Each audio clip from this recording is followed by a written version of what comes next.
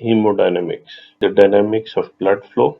If we talk about hemodynamics, the blood is pumped around the body by the heart, and factors which are involved in the maintenance of normal blood pressure are cardiac output, blood volume, peripheral resistance, and elasticity of artery walls.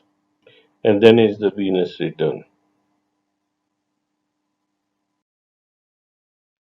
Some other factors which affect blood flow are the pressure gradients, the resistance due to stenosis, viscosity of the blood, exercise, arteriovenous malformation,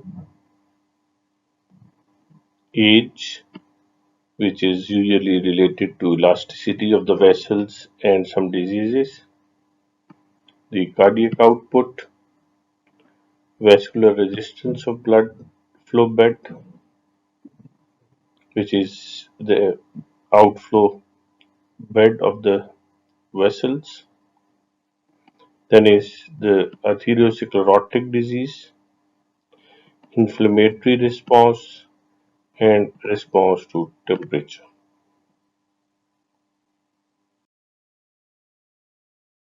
Blood is composed of plasma, electrolytes, which are the red blood cells, leukocytes, and platelets. So the concentration of erythrocytes is termed as hematocrit.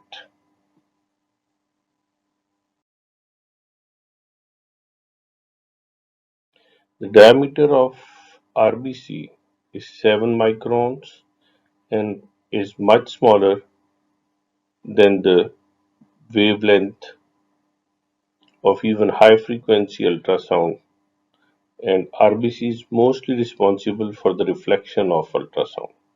This results in a typical pattern of reflection called Rayleigh scattering.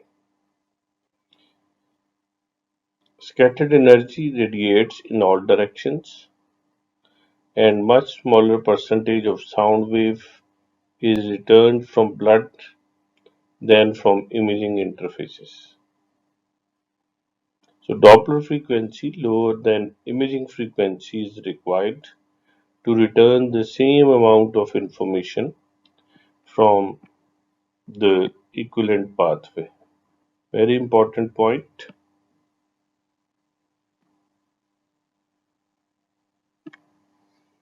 Doppler frequency lower than imaging frequency is required. It means we will have knobs separately dealing with Doppler frequency and imaging frequency. Imaging frequency means the frequency which we are using to image the grayscale structures like the walls of the vessels and the stream of the vessel for the colors. So if we have it lower than imaging frequency, then we will get the same amount of information from the equivalent depths. Amplitude of the returned Doppler signal is related to the number of red blood cells or hematocrit. An increasing Doppler frequency will increase the amplitude of the received signals due to increased Rayleigh scattering. Remember that attenuation occurs. Attenuation means the loss of energy.